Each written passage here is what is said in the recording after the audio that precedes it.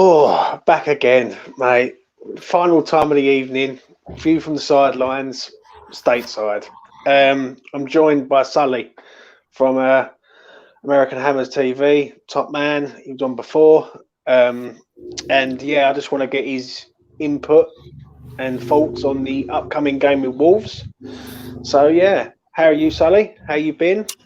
How's Yeah, life it's treating doing you? good. Life's treating me pretty good. We've got some pretty great weather now. As Colorado is, you get 60 degrees one day, and the next day you get snow, and that's exactly what happened this week. And it's like 70 degrees here. I don't know how to convert that to Celsius for anybody who doesn't know how hot 70 degrees is, but it's getting toasty this weekend, so it's nice to have. Yeah, top man, top man. Um, Obviously we've had an international break, mate. Obviously it's one of the worst times to have an international break, especially when we're doing so well in the league. Right. Um, but Declan Rice and Lingard from the England front both got man of the match. I just wonder what you think thoughts are on Declan Rice, two man of the matches in a row.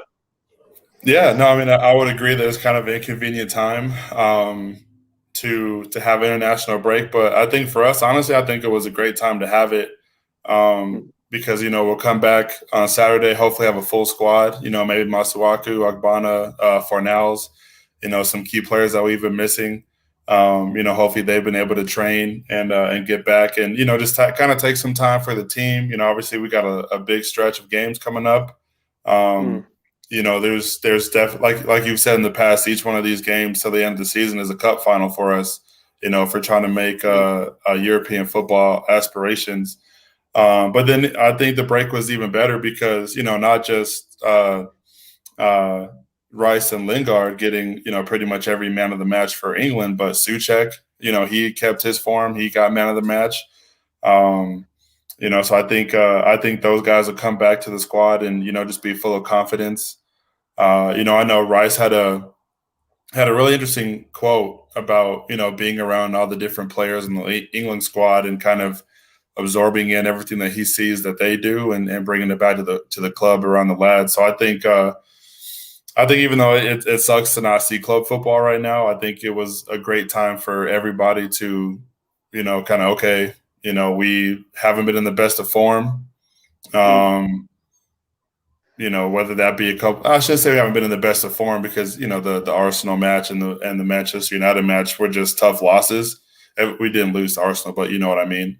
But Yeah. it's just nice to kind of step away for a second, recalibrate, and just go forward. Basically reset and go again for the last nine Hmm. games. Do you know what I mean? I think it's come as a good time. Obviously, the 3-all, people say, oh, you know what, you want to carry on after the 3-all draw, like from 3-0 down. But I think, you know what, maybe it's worked out well with us. Do you know what I mean? Right. I've just got a couple of people in the old chat who I'm going to say hello to. We've got West Ham Online. We have Darren, who added me on Facebook. Hello, Darren. Um, and I've got Charlie Boy. It's good to have Hey, Charlie Charlie. Boy in the chat, mate. Yeah, top man. Canning Town. I think his dad was from Canning Town, I believe he told me before, and he moved out to America. But yeah, um, obviously we've got Wolves coming up, mate, which is like it's a big game. I think we never do well at Wolves. Like for all the Yeah. time I've seen West Ham, we just there's what's one place we just don't win. It's like in this game, I think defines our season really. If we go there and win, then we're contenders in my eyes in that for that top four spot. What do you think it could possibly happen? Like, do you believe that, or do you believe that even if we don't win this game, we can still challenge for the top four? I think winning this game obviously definitely helps. I don't know if I would put too much pressure on it, specifically calling it, the biggest game of the season, especially with Leicester right behind that.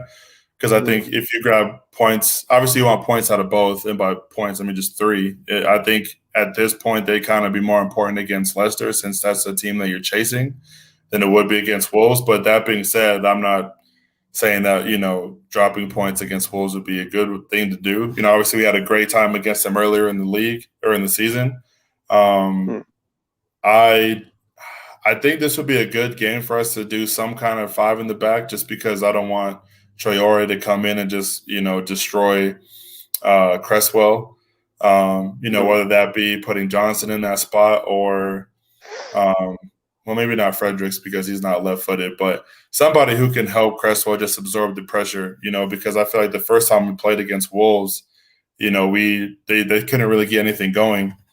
So we just got to kind of redo that same formula moving forward, and it should be a game that we win. But they're getting healthy too, and it's definitely going to be a dogfight.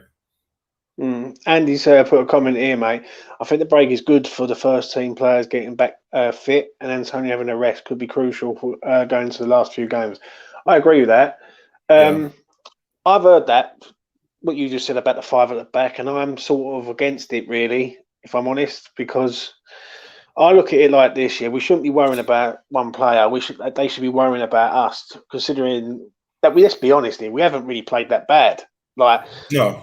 If in the last four games, we beat Leeds, we lost at Man City narrowly, we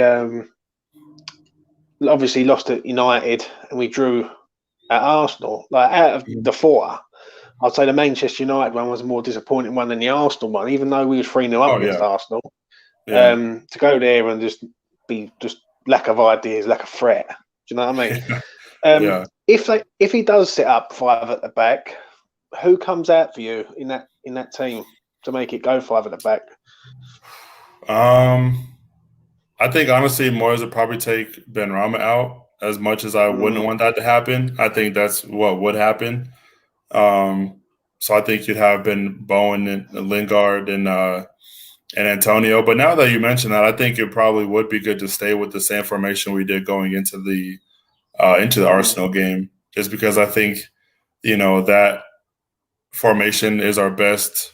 We can put our best players out to start the match, so I think that'll be a good choice going forward. And you do bring up a good point about not necessarily worrying about their players, even though I do think we have to do something to limit Traore if he even starts. I know he doesn't necessarily start every week, but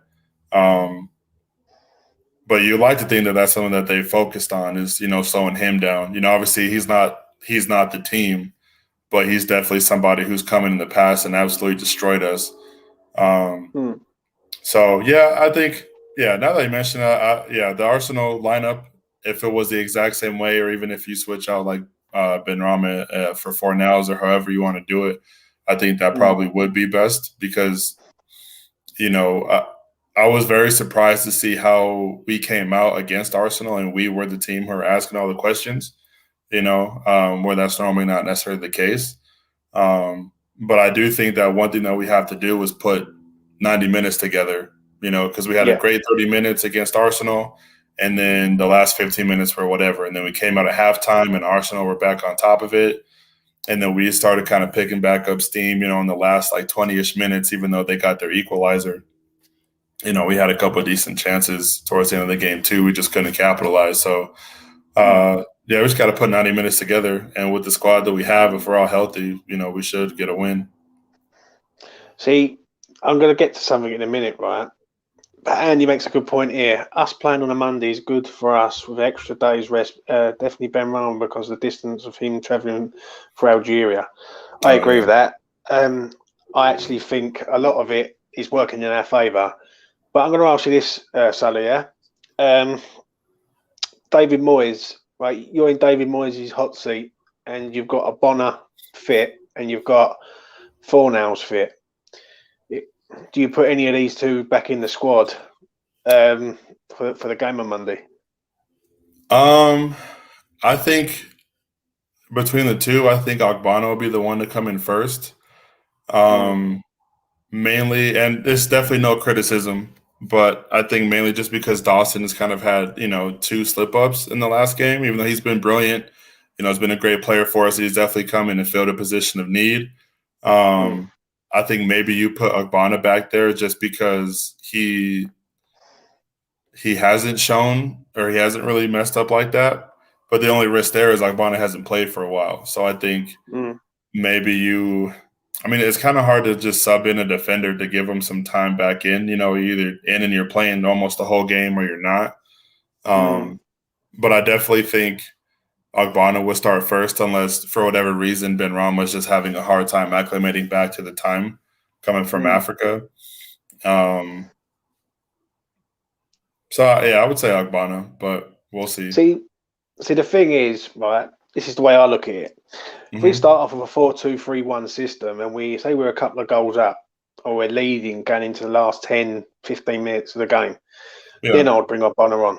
I'd bring Ogbonna on and then go to a 5 at the back and I'd have all three of them back there, Dawson, Ogbonna and Diop.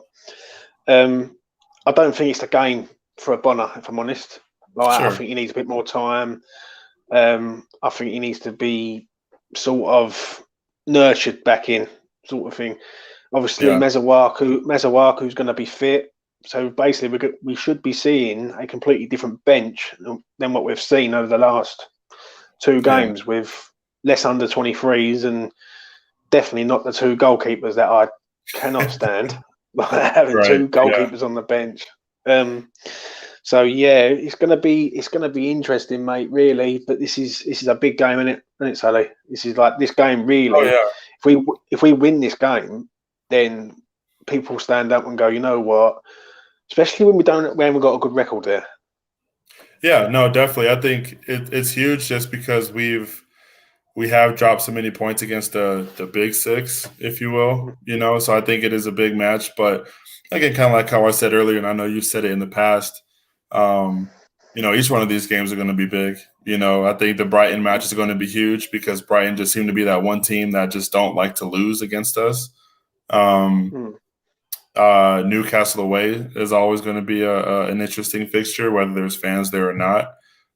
Even though they've been in bad form. I think actually kind of switching points a little bit. I do think that's been a bright spot for the season is that I guess with the exception of Fulham, we've played really well against teams at the bottom, which normally in the past hasn't always been the case. So, like I said, the Newcastle match will be tough, but I do think that's a game that we do go in and kind of dominate. But I don't think there's any match that you can overlook for the club right now because you don't want to beat Wolves, beat Leicester, and then slip up against the Newcastles and the Brightons or the Burnleys or whoever, So every game has to be.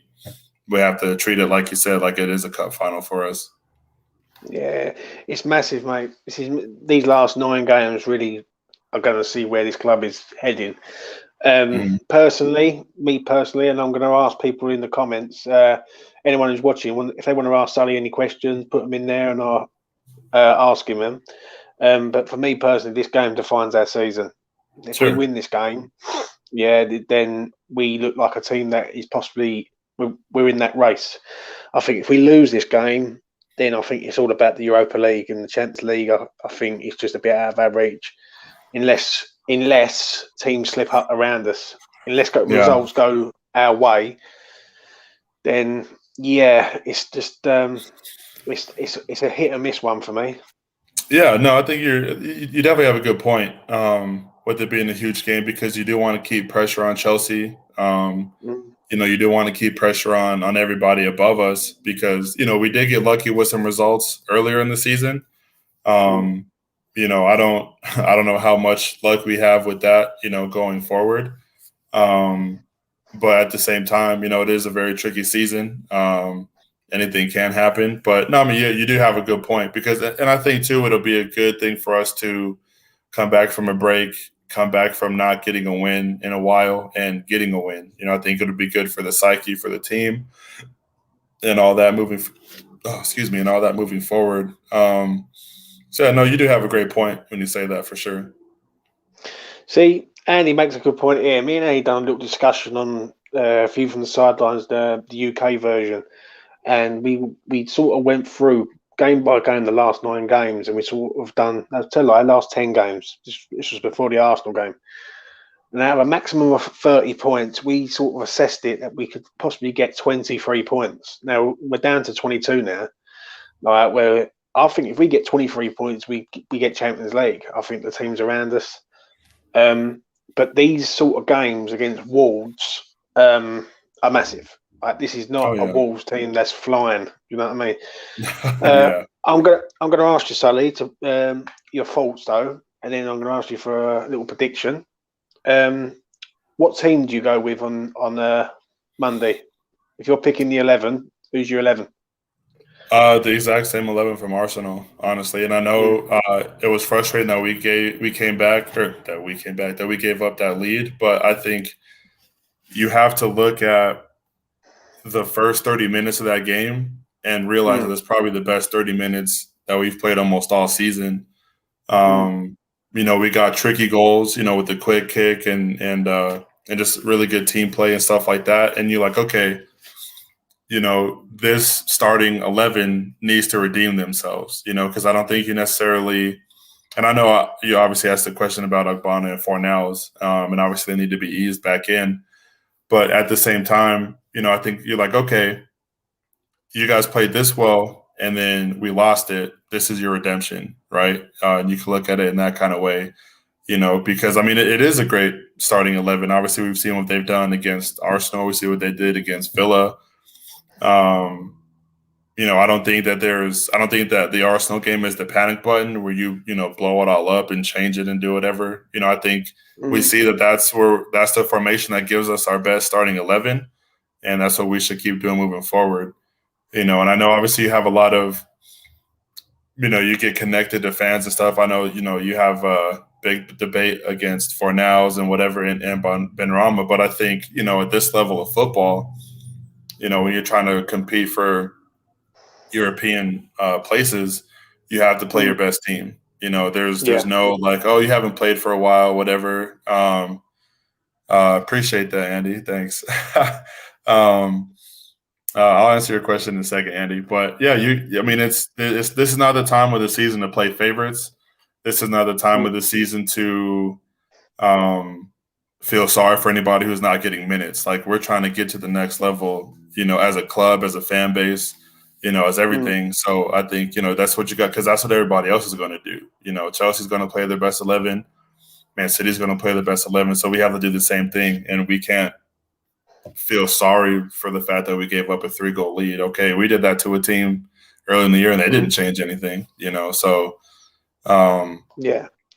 yeah, I agree, mate. This I like to hear this story, but Andy's asking, how do you become a West Ham fan, Sally?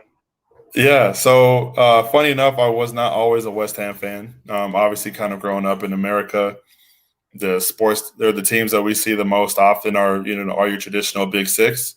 So just kind of happenstance. I was in high school and did newspaper for my high school team and became friends with our football club, our soccer team, and they were nationally ranked, really good guys, really good players, and they were fans of your Arsenals, your Barcelonas.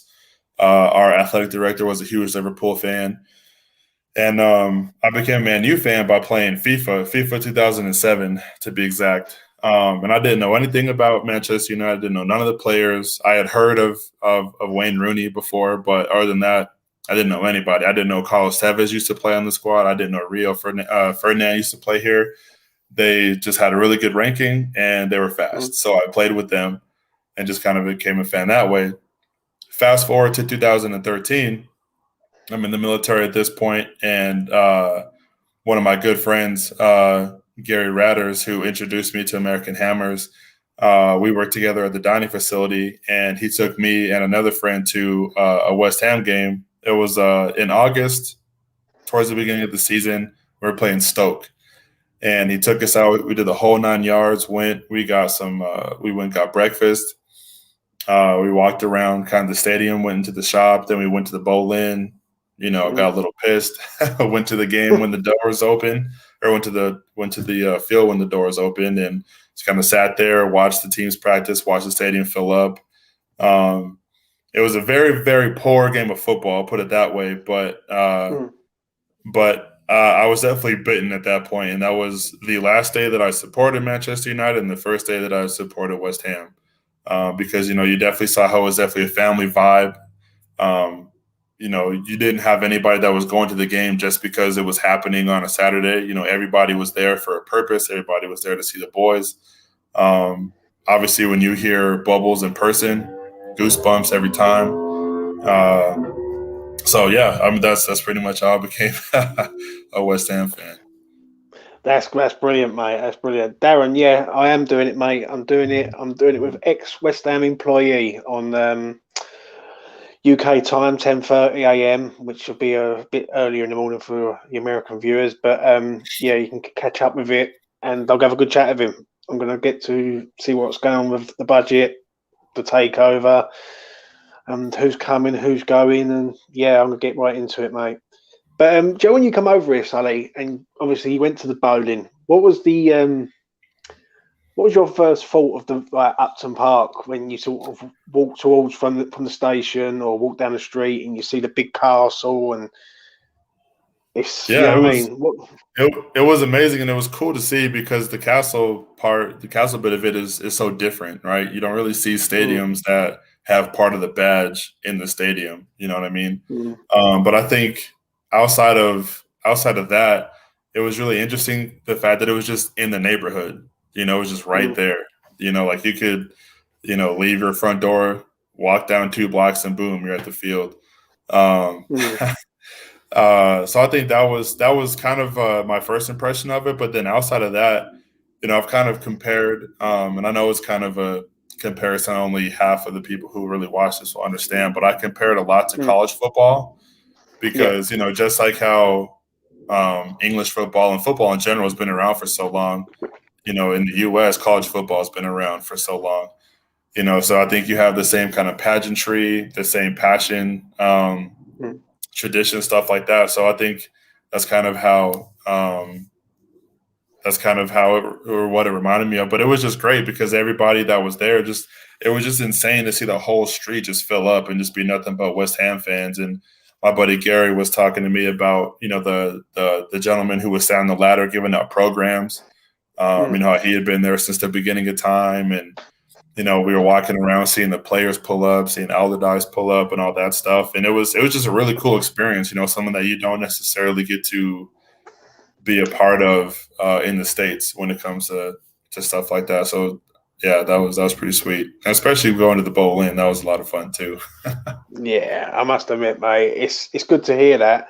I'm going to ask you something, Sully. Right? Did you know did you notice a difference in the sporting culture in the UK to American sport, if that makes sense? Like, Joe, when you play like a rival team in America, from like baseball to NBA to even Major League Soccer, like here we live it sort of thing. Yeah.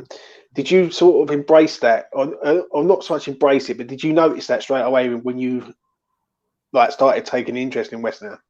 Oh yeah, no, 100%. And it was, yeah. I feel like you'd honestly have to be blind or not paying attention to not see it because, Mm, like I said, we got down to Upton Park, the station around. It was like maybe 9 in the morning, 9:30. mm. I believe kickoff was at 3. Yeah, yeah, it would have Yeah, been 3 o'clock. Yeah. which yeah, so right around 3. So yeah, I mean, we're walking around and like I said, all the food places were open. Everybody's wearing the colors, and everybody's talking about the game, and and I think the family aspect of it too was like, I think I don't remember if it was Nathan's Pie and Mash, but I just remember we went to a really Mm. good breakfast place, and the people who were working there was a bunch of older ladies who were the waitresses, Yeah. if that rings a bell, but. Um, it was just, like, hey, how you doing? Here for the match. They were like genuinely just having a conversation, just trying to see how you were doing and stuff Mm. like that. So I think it was cool because you can tell that it's just not something that happens everywhere. Mm. Obviously you have your diehard fans for each team, Yeah. but like you said, you live it. Like West Ham is your personality, Mm. um, and not even just with West Ham, but just going around England in general.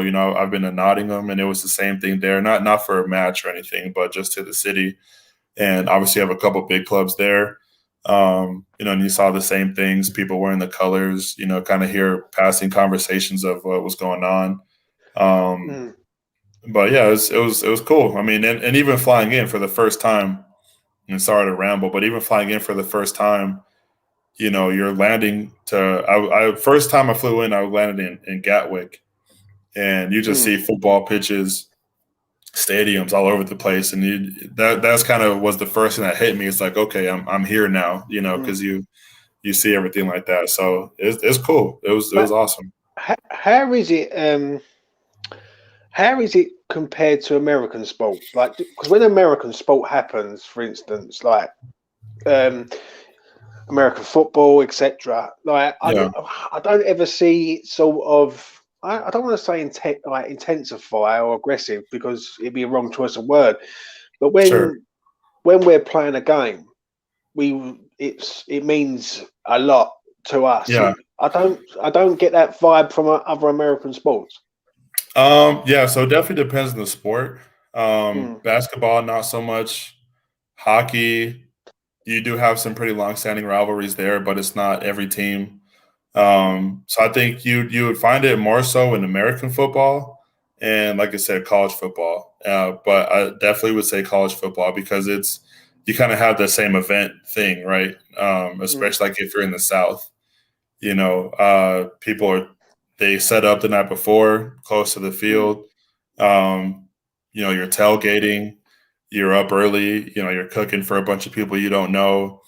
You go, and it's just part of your DNA, right? Like the school I go to, University of Colorado, we have an amazing tradition to where we have a live buffalo that runs around the field and brings the team out at the beginning of the game and at halftime. And I'll have to send you a video. It's pretty sweet, but and then you have other teams, kind of like the tailgate down in Mississippi. There's a school called Ole Miss, or the University of Mississippi, and they're very famous for having like one of the biggest tailgates of any school. It's I think it's called the Grove or something like that. But so I would compare it to that. But no, it's not every sport is like that. Here in Colorado, we obviously have the Denver Broncos, and I will say, the city definitely shuts down kind of on Sundays, because you can definitely tell the Broncos are at home. Everybody's wearing orange. All the bars are open early. Everybody's going out to drink. Everybody's in the parking lot early tailgating. And then, the stadium fills up, and it's a whole event. So I think it is close to that, but not every pro team has that, and I think a lot of it has to do with where you live and the team that it is, so it doesn't compare at all to England. But like I said, the college football will be the closest, but outside of that, cheerleaders are okay. They're all right. They don't really do anything, but but it doesn't compare to English football at all. Do you know with other, because I'll be honest with you, the more I've done the YouTube thing, cause I'm new to the YouTube thing, and I've come on your platform with you and Lee, and seeing it from the American side is quite mad for me. But don't forget, I live 5 minutes from the training ground, 20 minutes from the football ground. You know what I mean?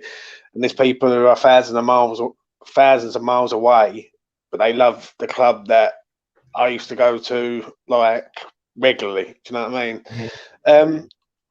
Is there any groups over in America locally to you where you go there for a game, or is it very rare? No, so there is a group down in Denver called the Mile High Hammers, and they have a bar. I think it's called the Celtic. It's more of a pub than anything, but it's like right in the middle of downtown. But it is hard to go to games there, because since they'll start so early, like a 3:30 kickoff for you guys is like 8:30 in the morning for us, and you can't open that early to serve alcohol here. On the East Coast, probably, but not in Colorado. So unless the games are like your 8 p.m. kickoffs in the UK, which would be about 1 o'clock for us, then you can. But it's always tricky, because if it's a weekday game, people are at work. You might not be able to make it. Weekend games, they're probably really early in the morning. So but there are groups all over the U.S. and not just for West Ham, but for every club. Like Wally, he's in a group in Philadelphia. Lee, obviously in New England, they have their groups, and when I was out in California, they had one in Sacramento. So it's just mad, mate. From my point of view, it's just it is mad for me just to but it's good though. Like, do you know what I mean? It's good to see to see that like the club's got a good following in the US. Do you know what I mean? So yeah, but moving on to the match, obviously Monday night, mate. Give us your thoughts on this match and what your score is going to be, mate. Yeah, I think we'll come out full of confidence. There's no reason for us not to. Um, I think it'll be. I think it'll be a pretty fair flowing game. Because if we set up with the four in the back, then I think we'll have our speed and attack going forward, and they have their players going forward too. So I think you'll have a pretty back and forth game. If I'm to give a score, I would say 2-1 West Ham. No idea where they would come from, but it doesn't matter. 2-1 West Ham, and I would imagine one goal will be scored in the first, and then you get 2 goals, whoever scores them in the second. But I think that this will kind of be one of those games to where teams are kind of feeling each other out for the first maybe 10, 15 minutes. If anybody does score, it's going to be off of a set piece, maybe not so much from free play. But then once the game opens up a little bit more, then that's when you're going to start seeing, more chances and stuff like that. Yeah. Even Andy just says it here, mate. I agree, James. Seeing how when the social media is amazing, meeting people from all around the world talking about the one thing we love. See, this is the thing. I'll be honest with you. I've done the YouTube thing for about not even 2 months. 2 months at best. Just like, and when it is with me, I'm a sort of person that I'll speak to anyone. I can speak to anyone, and I must admit, I respect. I've had a lot of stories like from people like in America, in Europe. I've actually heard stories about people actually travelling to the game from like Zurich, like doing a round trip, like getting to the airport and going to like the local airport, city airport, and going to the game, coming back, city airport, and back to Zurich in one day, and that's heavy duty, and that's brilliant. Do you know what I mean? But it's good, mate. If there is anyone else, Sonny, who wants to come on with you at any time, like any Americans, or if there's anyone just tell them to. They're always welcome here. Like, do you know what I mean? I'll get them on and speak to them about West Ham because it's good, mate. So you've gone for a 2-1 win, mate. Do you know what I mean? And I hope you're right. It's a big game. Yeah, you know I mean? Big game. I hope I'm right too. I mean, and honestly, I mean, it's a weird thing to say too. But even if we do lose, as much as that would suck, I just hope it's not like a loss where we're just deflated the whole time. Like we didn't care. Stuff like that.